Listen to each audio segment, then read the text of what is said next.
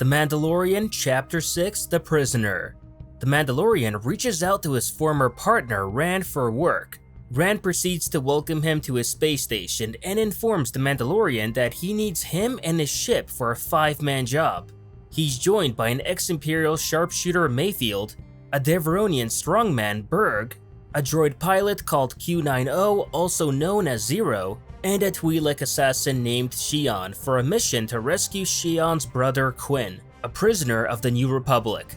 After infiltrating the prison ship, the Mando's crew fights off through security droids and makes it to the control room where a New Republic soldier triggers a security beacon before being killed by Xi'an. The crew then rescues Quinn but double-crosses the Mandalorian in the process. However, the Mando manages to escape and defeats each crew member and then captures Quinn. The Mandalorian then delivers Quinn to Rand as per his job agreement and departs with his payment. Rand soon after betrays his old friend, moving to launch a fighter to kill the Mandalorian, but then discovers that the New Republic beacon had actually been placed on Quinn, leading a trio of X-Wings to Rand's station where they attack and destroy it. Remember how in my last review I said that episode 2 was still my favorite of the season because how well directed it was by Rick Famuyiwa, and I predicted that episode 6 would be my new favorite merely because it was also directed by Famuyiwa. And you know what? I'm happy to report that Famuyiwa knocked this one out of the park like he did with his last episode. We get an awesome prison heist that takes place in the Star Wars galaxy, a ton of great action scenes and tense moments, even some cool twists that keep you on your toes all throughout the episode. I mean, this had it all. And that's just the thing. There was so much good here that it's really difficult to pick a favorite moment that stood out the most for me.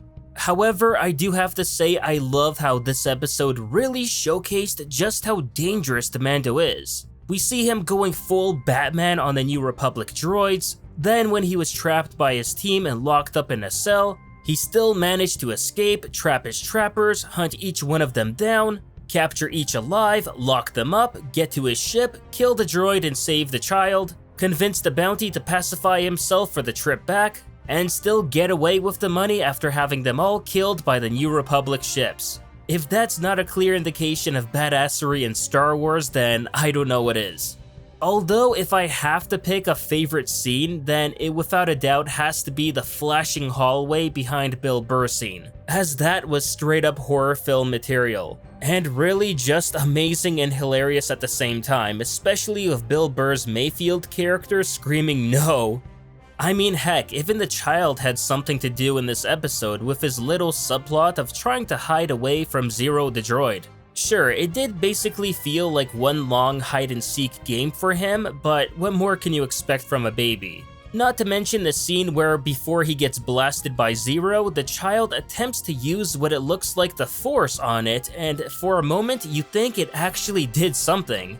Only to right after find out it was really the Mando who showed up to save the day after all, but either way, that was a pretty cool and funny scene altogether. The cameos and especially the references here were also awesome and didn't feel too on the nose like they did in the last episode. I mean, come on, Bill Burr's Gungan impression was top-notch material and easily one of the most enjoyable things to take from his debut in Star Wars. As for cameos, there were plenty here. Like seeing Matt Lanter, the voice of Anakin from the Clone Wars as the New Republic soldier, was a neat little surprise. Along with, of course, Filoni, Famuyiwa, and Chow, 3 directors of the show get to play X-Wing pilots right at the end was fun to see as well.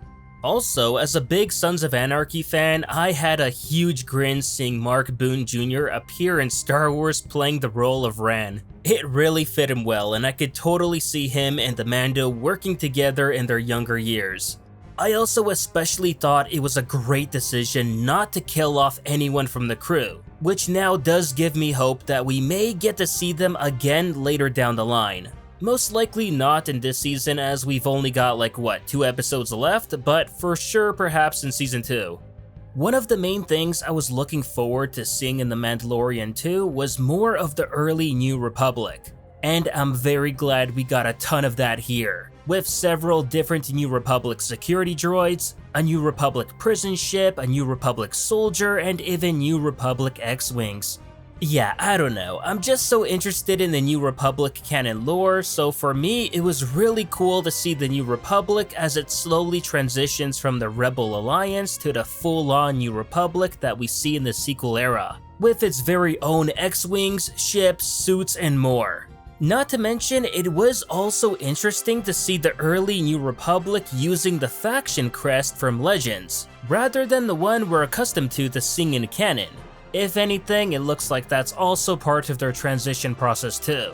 Overall, this is one of the best action-packed episodes of the season thus far, and with all the amazing references, cameos, and killer scenes, it's now without a doubt my new favorite of the season, and has convinced me that, like with Chow getting her own series to direct like Kenobi, then the same has to happen with Famuyiwa. Because after giving us 2 bangers in one season, then this man definitely deserves it. But that was my take on this episode of The Mandalorian. Let me know what you all thought about it in the comments down below. And if you haven't already, remember to like this video, subscribe to the channel, and I'll see you on the next one.